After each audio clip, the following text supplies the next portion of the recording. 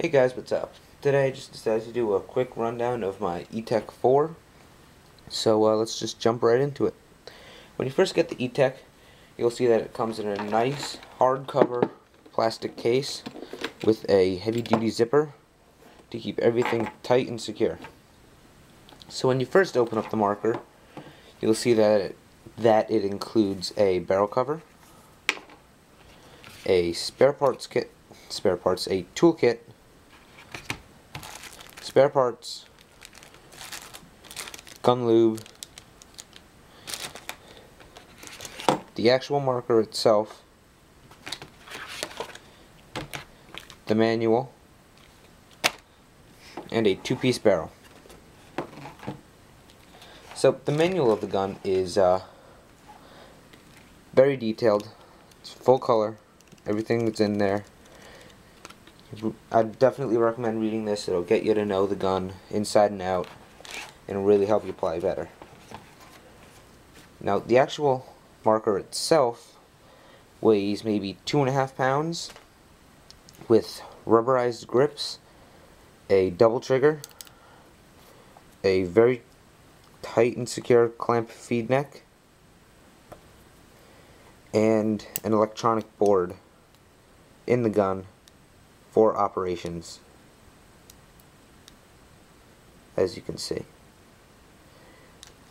Everything on the ETEK is easily accessible by simply removing either a few screws to get to the cleaning, or to change the firing modes simply by holding the power button and running through them, which is all explained in the owner's manual. The toolkit that is included with the ETEK, provided by Planet Eclipse, has every Allen wrench you could ever need for maintenance of your gun marker. The spare parts bag has O-rings and small parts needed for operation of the gun, just in case any were to break. Now I'm sure if any of you are avid paintball players, you'd know that when you break an O-ring, it's pretty hard to find one that fits and get it back in there. Luckily, with the Planet Eclipse, it has a spreadsheet of all the O-rings included with their scale 1/1 size and their location in the markers. Now over to the barrel, as I had said, with your Planet Eclipse ETEK, you will get a two-piece barrel. In the center, it is counterclockwise threaded with an O-ring in the middle, and then at the base of the barrel, to connect into the marker, it is clockwise threaded. And just in case you don't know, ETEKs are auto-cocker threaded. If you were wanting to upgrade your barrel or get a barrel insert. So this is the overall length of the gun. Maintenance of the marker is also very simple. It's basically removing the bolt, which is right here, getting to the electronic eyes hidden by these panels on both sides, and the regulator. Cleaning the barrel is as simple as lifting up on the bolt and sliding it out. Once that's done, you can, let's just get the barrel off. Once the bolt is out, you can see straight through the barrel. Now, getting the bolt back in can be a little difficult at first, but after a few tries, it becomes very simple. The thing is with the barrel, though, with the bolt, is you have to line it up and lock it back in place exactly the way it was the first time, because if you don't, when you pull the trigger, when the gun's all gassed up, it will fly forward and damage the bolt. See, when you, it has a little pin right here, sorry, right there, and it has to latch on to the bolt in there, which you can't see. But anyway, that has to be secured, and it's very simple in doing so. I don't know if you can see, but there's a little circle right there that you have to line up to the edge, or if that's too hard, you simply line up the back of the bolt with the back of the marker flush and then push down. So that's basically the gun and what's included. So let's just move on to cleaning it. So cleaning of the marker could not be made any more easy. Basically, for the cleaning of the barrels, you'd take your choice of squeegee and just run it straight through. Now onto the actual marker itself, cleaning is also quite simple.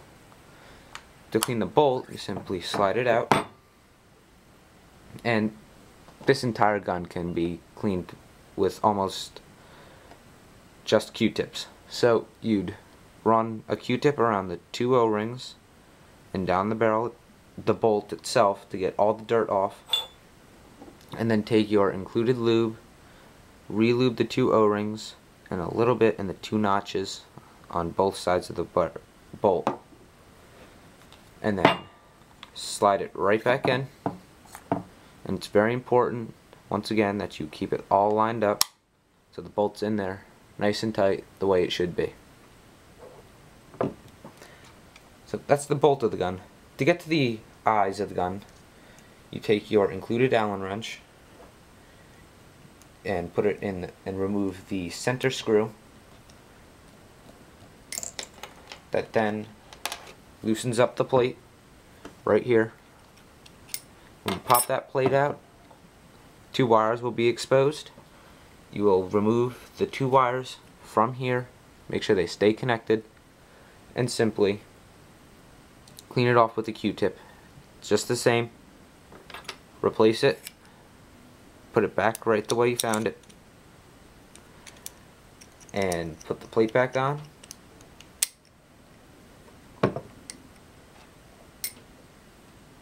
And return the screw as well.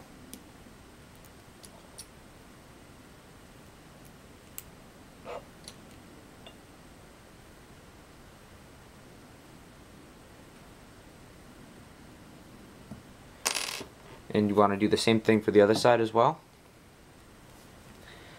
Now to get to the board of the gun and the battery, you'd simply want to remove these three screws, which would loosen up the grip, giving you the ability to remove half of it and access all of that.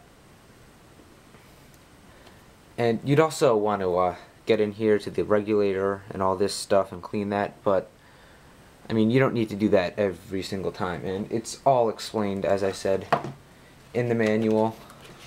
Some of the stuff in here can be a little complicated or confusing, so you'd want to read it.